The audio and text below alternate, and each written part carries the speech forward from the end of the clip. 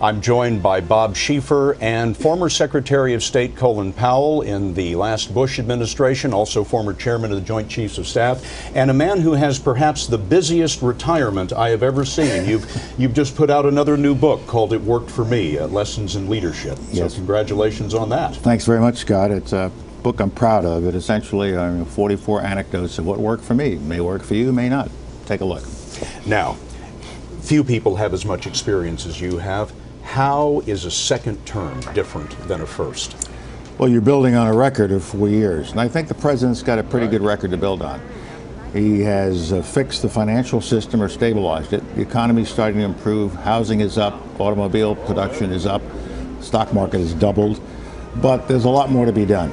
Gun control, climate control, immigration policy. And so I'm glad he was reelected so he can continue that work and we don't sort of start from zero again.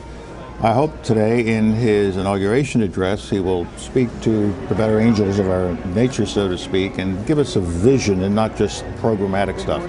And I think he will do that. I think he understands the importance of a second inaugural address.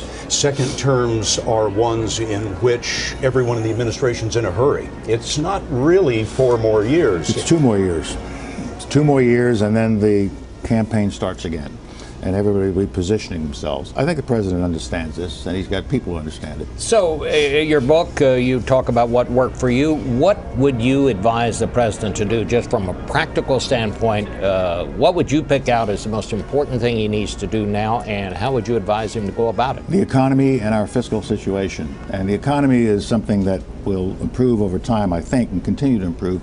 But I'm deeply troubled about the difficulty we're having in the national debt negotiations, the fiscal cliff, the sequestration, continuing resolution. The people can't really plan until they have a better understanding. Congress and members of the business community can't plan until these issues are behind us. I was kind of pleased to see that the Republicans offered a new idea with respect to the debt ceiling a few days ago. That's good. I'm also pleased that in the last week or so we've seen some changes from the Republican side on immigration, more of an understanding of the need for an immigration policy. The country is becoming more and more diverse and minority. This is good.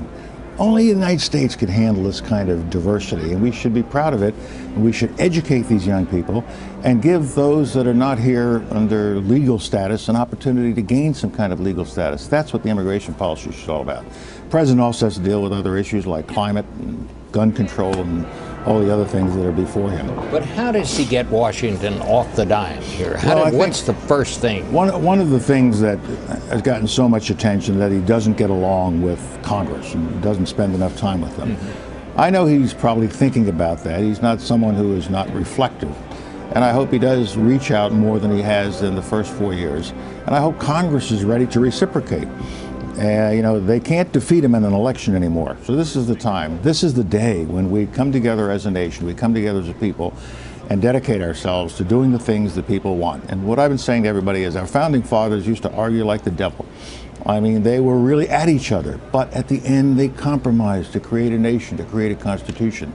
That spirit of arguing, feeling strongly, but ultimately compromising to find a consensus, that has to be the spirit of the second administration, second term. Foreign policy is your expertise. I dare say 3 weeks ago we would not have thought of North Africa as being a threat to Americans. Yeah. What concerns you about that situation? What can the president do going forward? I think at this point, if we're talking about Mali and places around Mali, the president should support those who are in the lead, the French. The French have a unique relationship and interest in Mali. And I think we should support them to the extent we can. They're one of our NATO allies, and they've been a friend of ours for so many years. But we have to keep our eye on these places.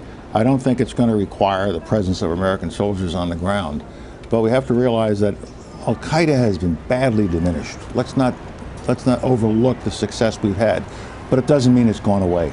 And it doesn't mean that every Al-Qaeda cell is getting ready to attack the United States of America. They're doing other things in the region as well. So be vigilant. Help our friends, but I don't think there's a need for the commitment of American troops. Mr. Secretary, thank you so much for being with us.